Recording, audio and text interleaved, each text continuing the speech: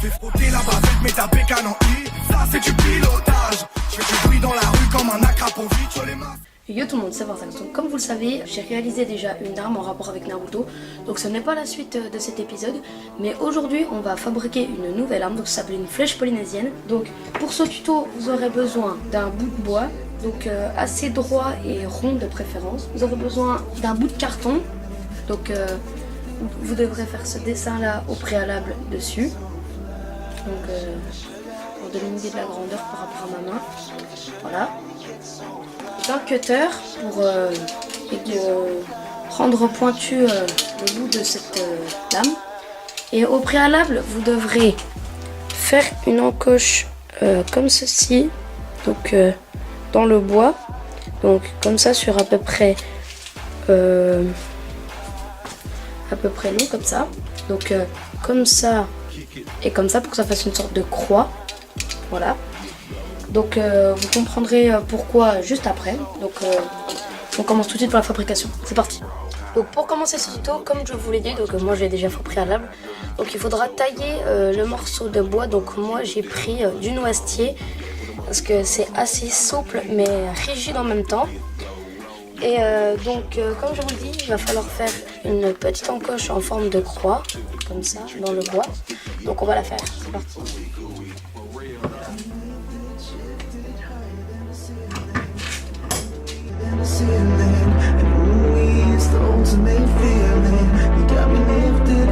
Voilà, donc pour vous donner une idée, j'ai déjà fait la première encoche. Voilà, donc je l'ai fait sur long comme ça. Je sais pas si vous voyez très bien. Voilà, donc je l'ai fait sur long comme ça. Voilà, donc je vais voir par rapport au carton. Donc le carton, en fait, donc la flèche polynésienne à la base, c'est une flèche qu'on lance à l'aide d'une corde. Et à l'arrière, il y a une espèce d'aileron pour lui donner de la vitesse, je pense. Et donc l'aileron, on va faire avec le carton. Donc en fait, on va enfiler comme ça à l'intérieur du bois. Donc je vous montre pour... Enfin, ça va pas être comme ça du tout, mais voilà, pour donner une idée, ça va être comme ça. Donc on va faire l'encoche de l'autre sens. C'est parti.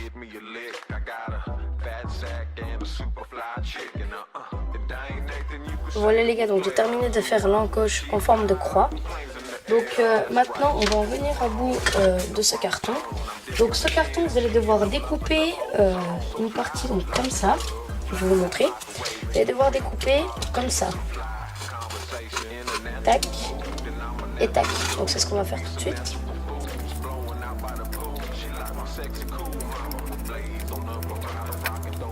Donc voilà ce que ça donne une fois découpé. Alors ensuite, comme vous voyez, j'ai tracé un petit trait jusqu'ici. Donc vous allez venir découper jusqu'au milieu du rond, donc comme ceci.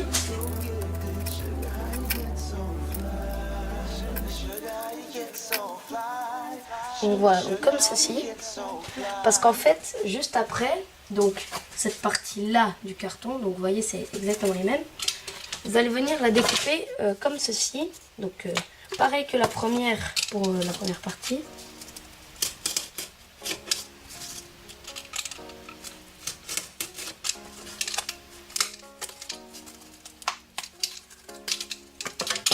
Voilà, donc comme ceci. Mais cette fois-ci, vous allez prolonger votre trait jusque là. Donc c'est ce que je vais faire.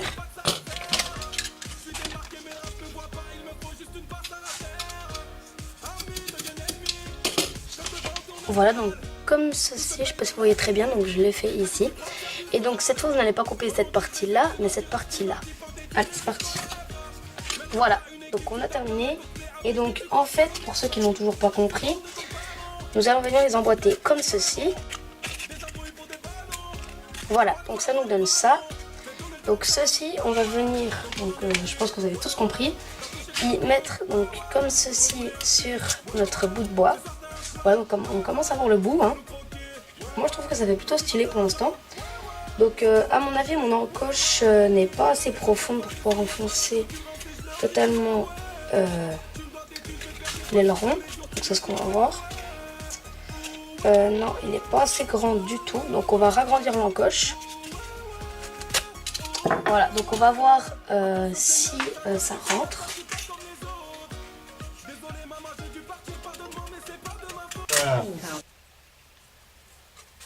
Aïe.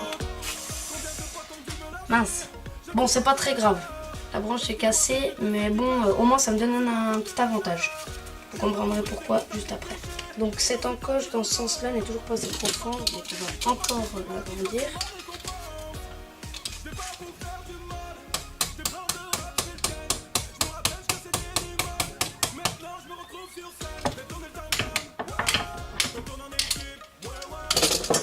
Voilà, donc normalement, pour la 15e fois, ça devrait être bon. J'espère du moins.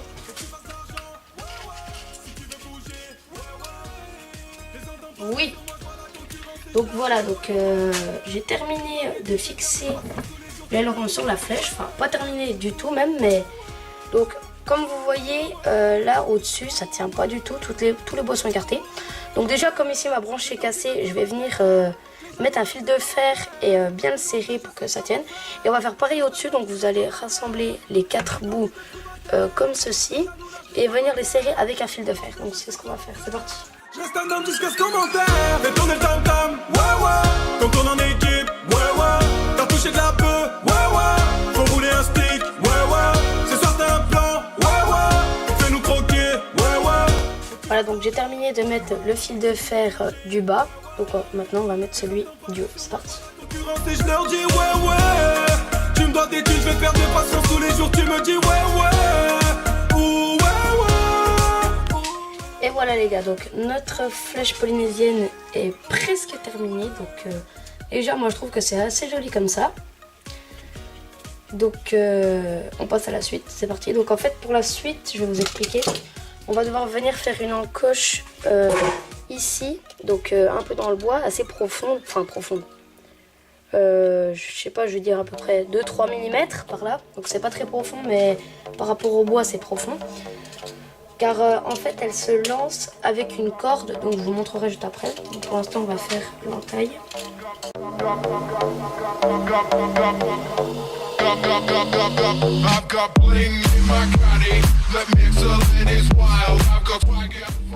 Voilà les mecs, donc la flèche polynésienne est maintenant terminée. Donc l'encoche est faite comme vous pouvez le voir. Donc maintenant je vais vous montrer comment on la lance. Donc il nous faut déjà une ficelle. Voilà les gars, donc je vais vous montrer comment on fait pour tirer. Donc pour tirer vous aurez besoin d'une ficelle avec un petit nœud au bout. Donc pour l'actionner vous aurez besoin de placer le nœud sur la branche comme ça, de faire le tour, donc d'arriver comme ça et de repasser derrière, ce qui vous donnera un truc comme ça. Donc ensuite vous allez au bout de votre corde, vous enroulez votre main autour et une fois que votre main arrive au bout, vous allez attraper le bout comme ça. Donc vous allez voir que la corde se tend plutôt bien. Vous allez mettre la flèche en arrière et lancer. Donc quand vous allez lancer, ça va tendre comme ça et au dernier moment, clac, ça va se lâcher. Donc la flèche va partir toute seule sans la corde. Donc on va aller filmer tout ça. C'est parti. Voilà les gars, donc, comme je vous ai dit, on place le nœud sur la corde, on fait le tour de la branche et on va se replacer derrière, comme ceci. On enroule.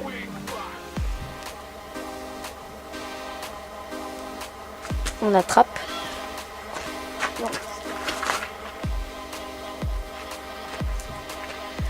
Ça marche plutôt génial. Ça marche plutôt génial.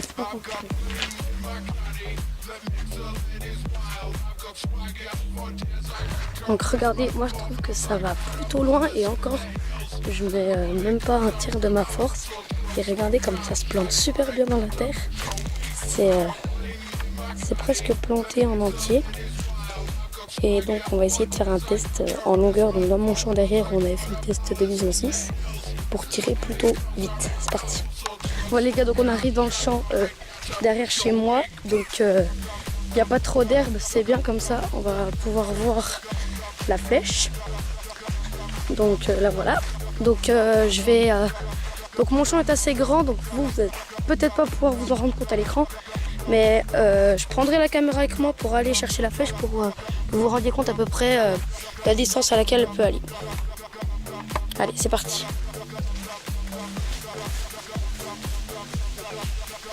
On met la corde, on tient bien. Je vais essayer de mettre un peu de puissance. Voilà les gars, donc ça part plutôt long et encore j'ai pas mis toute ma puissance.